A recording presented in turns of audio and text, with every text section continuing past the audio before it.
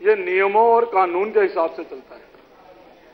एक तरफ से जो गलती दिल्ली के सचिवालय से हुई है कि संत रविदास जी जैसी महर्षि के जन्मदिवस पे छुट्टी जो होती है रिस्ट्रिक्टेड हॉलीडे है, और पार्लियामेंट ने भी जो है अपना सेशन एडजॉर्न किया हुआ है।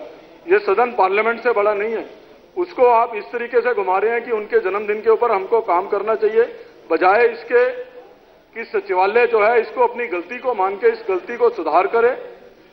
दूसरा, आज फ्राइडे है, बाबा साहब अम्बेडकर जिनकी वजह से ये संविधान लिखा गया है, उस संविधान के ज्ञाताओं ने पूरे देश भर के पार्लियामेंट्री सिस्टम में इस बात का प्रोविजन रखा है कि गैर सरकारी मेंबरों के अधिकार केवल और केवल फ्राइडे वाले दिन जो है प्रयोग हो सकते हैं।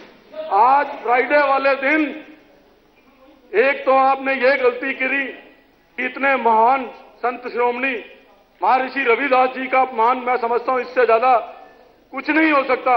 और मुझे तकलीफ इस बात की है कि उस अपमान में हमको भी भागीदार होना पड़ रहा है इस सदन में प्रेजेंट रह के जो है, क्योंकि हम एज अ मेंबर अपनी जिम्मेवारी से नहीं भाग सकते। दूसरा, फ्राइडे जो है वो प्राइवेट मेंबर डे होता है, और फ्राइडे को आप गवर्नमेंट बिजनेस को लगा के जिस तरीके से सदस्यों का अधिकार का अपमान कर रहे हैं, वो मैं समझता हूं कोई भी संविधान की किताब जो है उसको अलाउ नहीं करती है। तीसरा अध्यक्ष जी, जन लोकपाल बिल जैसा महत्वपूर्ण बिल जिसके बारे में ये सरकार पिछले 20 दिनों में पूरे देश के मीडिया के सामने बात कर रही है, कल हमारे सामने एजेंडा आता है, एजेंडे में जन लोकपाल बिल प्राथमिकता के ऊपर लिखा जाता है, ये कल का एजेंडा है। आज हम सदन में आते हैं तो जन लोकपाल बिल प्राथमिकता की लिस्ट में 5वें नंबर पर चला जाता है। क्या ये स्पेशल सेशन है? क्या ये जन लोकपाल बिल के लिए गंभीरता है कि जन लोकपाल बिल कर रखा है तो वो प्राथमिकता में सबसे नीचे आ जाता है। और कौन से नियमों के तहत गुमराह करने की मानसिकता है, कौन से नियमों के तहत एजेंडा जो है रातों रात बदल दिया जाता है। और हमारे बहुत सारे मेंबर्स को इंक्लूडिंग आवर सीएलपी लीडर अभी तक जन लोकपाल बिल की कॉपी नहीं मिली। ये इस सरकार की गंभीरता जन लोकपाल बिल की।